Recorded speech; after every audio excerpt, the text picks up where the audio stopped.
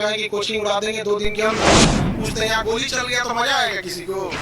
कहें कि कोचिंग उड़ा देंगे 2 दिन के अंदर। अगर कुछ हो जाता है तो हम लोग तो रोड पे आ जाएंगे। हमारे खिलाफ साजिश है। त्यांनी कॅमेऱ्यासमोर ठामपणे सांगितले होते की माझ्या डोळ्यासमोर अगदी माझ्यासमोर नराधमांनी 7 ते 8 राऊंड फायरिंग केली। पण जेव्हा आज पोलिसांनी घटनास्थळाचे आणि ऑफिसचे सर्व सीसीटीव्ही फुटेज बारीक नजरेने तपासले तेव्हा त्या फुटेजमध्ये दगडफेक आणि तोडफोड तर स्पष्ट दिसली, पण एकही गोळीबार किंवा फायरिंग करताना कोणीही दिसले नाही। स्वतः पोलिसांनी अधिकृतपणे सांगितले की फायरिंग झाल्याचा कोणताही पुरावा मिळालेला नाही। मग प्रश्न पडतो, खान सरांनी सुरुवातीला गोळीबाराचा दावा का केला आणि आता सीसीटीव्ही मध्ये ते का दिसत नाहीये? रोशन आनंद सरांचा हा दावा खरा आहे का, की हे ज्ञानबिंदू अकॅडमीला बदनाम करण्याचे एक मोठे षडयंत्र आहे? त्यानं घडत नाही, त्याच्या मागे असतो एक थंड डोक्याने रचलेला कट, असूया आणि पैशाचे हा। 2 जून 2026 रात्रीचे 10:15 वाजले होते। बिहारची राजधानी पटना हळूहळू शांत होत होती, पण कंदमकुआ पोलीस ठाण्याच्या हद्दीत असलेल्या एका इमारतीत काहीतरी असं घडणार होतं ज्याने संपूर्ण देश हादरून जाणार होता। नमस्कार, मी विजन बोलतोय। विजन 360 मराठीमध्ये आपल्या सर्वांचं स्वागत आहे। 10 ते 12 अज्ञात बुरखाधारी गुंड हातात लाठ्या काठ्या आणि दगड घेऊन एका कोचिंग सेंटर मध्ये घुसतात। तिथे दिसेल त्या वस्तूची तोडफोड करतात, तिथल्या गरीब सुरक्षा रक्षकाला रस्त्यावर ओढत आणून बेदम मारहाण करतात। त्याचा गुन्हा काय, तर तो देशातील सर्वात प्रसिद्ध आणि गरिबाचे कैवारी मानल्या जाणाऱ्या खान सर यांच्या कोचिंग सेंटरचा रक्षक होता। सुरुवातीला बातमी पसरते की खान सरांच्या ऑफिसवर गोळीबार झाला आहे। पटण्यात एकच खळबळ उडाली, पण प्रश्न हा होता की लाखो विद्यार्थ्याचे भविष्य घडवणाऱ्या एका शिक्षकाचा असा कोणता शत्रू निर्माण झाला होता ज्याला खान सरांचे साम्राज्य उद्ध्वस्त करायचे? घटनेची माहिती मिळताच पटना पोलिसांचे पथक तात्काळ घटनास्थळी पोहोचते। चक्रे वेगाने फिरू लागतात। पोलीस सर्वात आधी आजूबाजूचे सीसीटीव्ही फुटेज तपासतात। फुटेजमध्ये धक्कादायक वास्तव समोर येते। हल्ला करणारे गुंड हे प्रोफेशनल शूटर्स नव्हते, तर त्यांच्या हालचालीवरून ते तरुण विद्यार्थी किंवा लोकलगुंड वाटत होते। पोलिसांसमोर सर्वात मोठे आव्हान होते की या हल्ल्याचा मास्टरमाइंड कोण?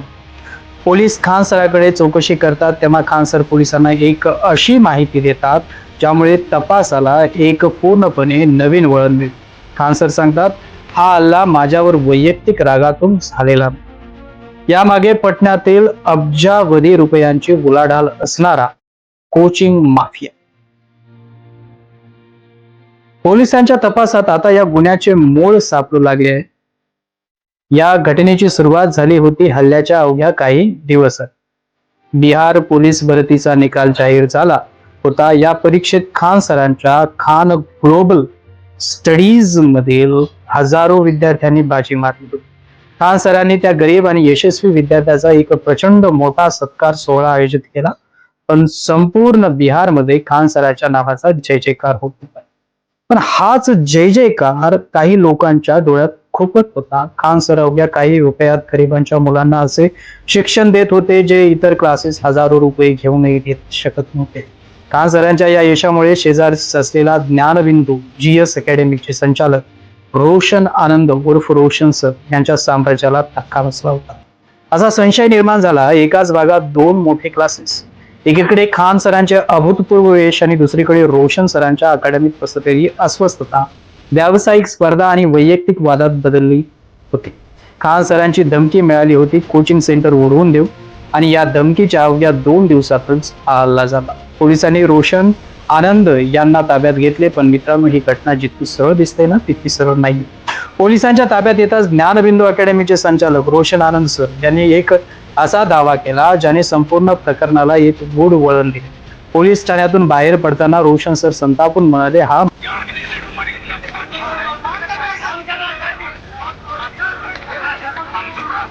माझ्या विरोधात आणि माझ्या ज्ञानबिंदू कोचिंग क्लासेसला पूर्णपणे उद्ध्वस्त करण्याचा एक मोठा कट आहे। तिथे गोळीबार कोणताही झालेलाच नाहीये।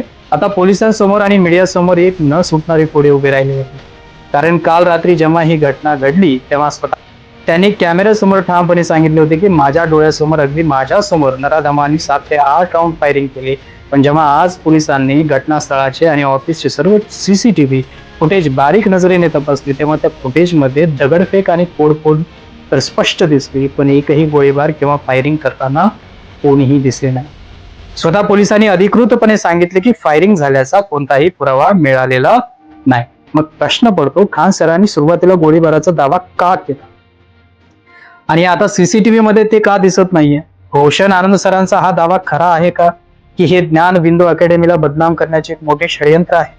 सत्य आणि असल्याचा या खेळात नक्की कोण खरे बोलत आहे हे कोडं अजूनही सुटलेलं नाही.